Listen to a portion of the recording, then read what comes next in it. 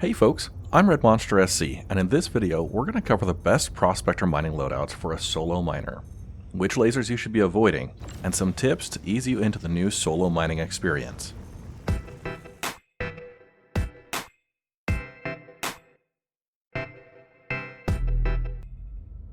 The 3.19 update changed the way that mining works, with updates to every piece of mining hardware and huge changes to what rocks you're going to encounter. The old favorites are dead, but we've got new favorites that you can start using right now. So let's dive in to my recommended loadouts.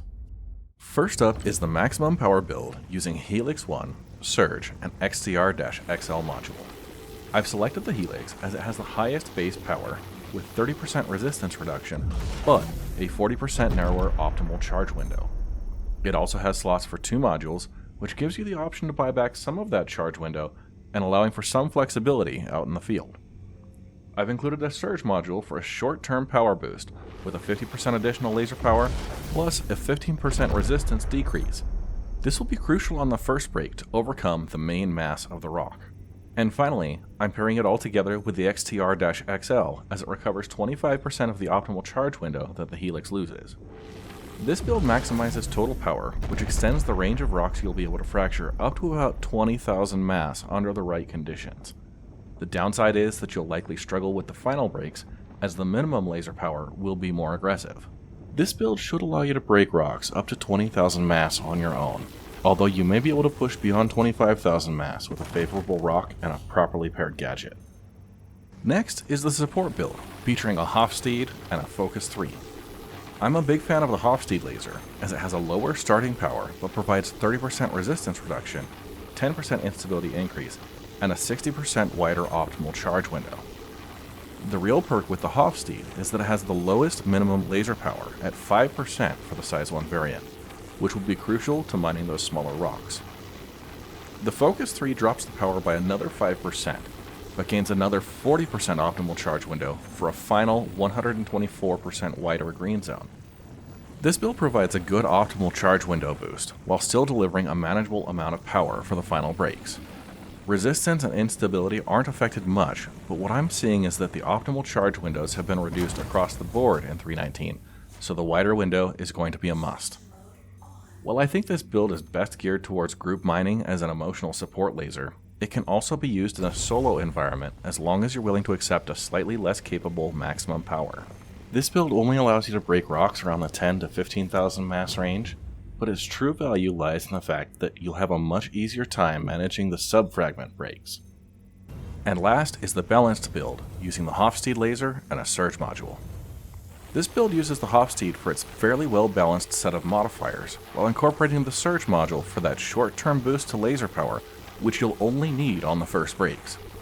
I've found that the Hofstede is more than capable of managing the second and final breaks on its own, thanks to the lower minimum power, and with the equipped Surge module you have the ability to expand into those slightly larger rocks, matching the power output of the size 1 Helix laser, at least for a short period of time.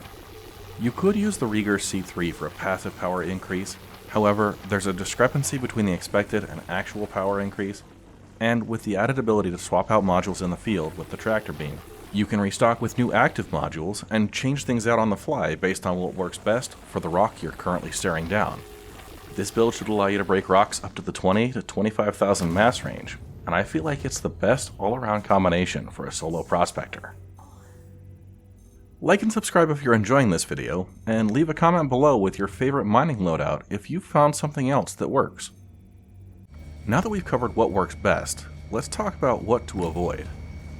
I do not recommend the Klein laser, as it doesn't have any module slots for the size 1 laser head, and the 35% instability increase is going to make mining the tier 1 materials even more difficult. These materials all have a base instability between 5.5 and 7, which is right at the edge of the controllable range. With the Klein head installed, that instability shoots up to 7.4 to 9.5. Combine that with the fact that using a second vehicle will double your instability, and you've compounded the problem even further. The Lancet also falls into my list of lasers to avoid, which is really disappointing as this is the one laser I always recommended prior to 3.19. Sadly, the 60% optimal charge window reduction makes it significantly more difficult to manage clean breaks, And the 20% minimum power on the size 1 means you'll need to use the power toggling techniques on those final breaks. The impact laser isn't exactly on the list to avoid, but as I compare it to the Hofstede, it delivers the same maximum power, but has a 20% minimum power, and the bonuses just aren't as good. Its one redeeming factor is that it has one additional module slot compared to the Hofstede, but you'll likely fill that module slot with something that buys back some of the bonuses the Hofstede already has built in. With nearly a 5 times higher price tag, I just don't see the impact of using the impact laser. The Arbor mining laser is a good starting laser when you don't have the budget for anything else, but with a 25% resistance increase, you'll need to deploy a rhyme module or maybe a gadget when you come across high resistance rocks. It also has the lowest maximum power, which will limit the size of rocks you can pursue. While it's no longer completely useless, I still see this as the mining laser you want to upgrade away from. Now it's time for those final tips geared towards the solo miner. These loadouts are great recommendations for when the game is working as intended. However, there's a current bug that's causing shatter damage to destroy modules and gadgets even under ideal break conditions.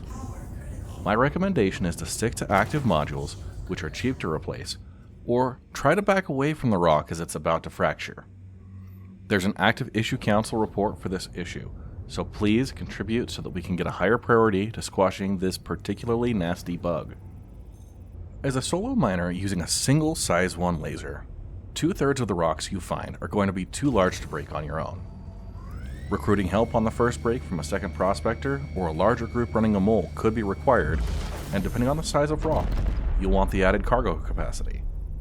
This increase in rock mass has a lot of prospector owners feeling slighted, and I feel your pain. However, I think it's a crucial part of advancing the game to where the multi-crew mining feels like a rewarding and necessary experience. This is just my opinion, and I can already imagine the comments it's going to generate, but you don't buy an Aurora and expect to be taking down hammerheads on your own. Solo prospectors will need to adjust their expectations moving forward. For smaller rocks, you may find you have too much laser power and overshoot even at minimum settings. In these cases, get your laser power to the top of the optimal window, then toggle the power off until it drops to the bottom. Then start up again with minimum power, repeating this process until the charge bar has finally filled. This power toggling technique is going to become just as crucial as effectively managing laser power, as most lasers now have a minimum power of about 20%. Speaking of minimum power, all of the mining lasers have a hard floor between 5% and 25% depending on which laser you're using. But that's not your only option to reducing power. You can also use the distance to the rock as another factor to reduce the amount of power being delivered. By positioning yourself near the edge of the laser's maximum range, you'll have an easier time of managing laser power for those smaller final breaks. Mineable asteroids have a very low chance to spawn in groups, while surface deposits are much more likely to spawn in multiple rock clusters. This gives you more opportunities in a limited area to find rocks that are within your size range, and it will speed up your surveying process. While you'll still be encountering rocks that are too large for your single ship, you'll be able to survey through more deposits per hour when mining on the surface. Gear towards the final breaks where resistance, instability, and minimum power are going to be more crucial factors. The first breaks are the most difficult in terms of total power requirements, but once you fracture the rock, you'll be glad you have a loadout with a better optimal window or instability reduction. I would rather have a friend help with the first break and then take on 8 easier breaks on my own, than to be able to solo break everything on my own and face a high instability or narrower charge window on those 8 final breaks. It's a double-edged sword, as you'll be limited even further with the largest rocks you can fracture, but in the end your mining experience will be much more enjoyable when the instability and optimal window play nicely. Gadgets should be a mandatory part of your kit, but likely only used for the first break due to the time required to deploy and calibrate them. With their new bonuses, gadgets offer some distinct advantages in optimal charge window, resistance, and instability reduction, but I think the cluster modifier is going to be the biggest benefit. The way rocks are generated in 3.19 means that you'll have a lot of Tier 3 common materials mixed in with each fragment. While these common materials are slightly more valuable than plain dirt, they are still worth significantly less than what Tier 1 or even Tier 2 materials will earn you. my recommendation is to always carry the Optimax gadget with its 60% cluster factor, as well as the Boremax gadget for its 30% cluster bonus and a 70% instability reduction. This cluster modifier improves the chances that materials from a parent fragment are consolidated together when the rock breaks, and if luck's on your side, you'll come home with significantly less filler material. And there you have it, my recommendation for loadouts for solo prospectors. If you've got another combination that you think works, drop it in the comment section below, and I'd love to hear about the largest mass rocks that you've been able to break as a solo prospector.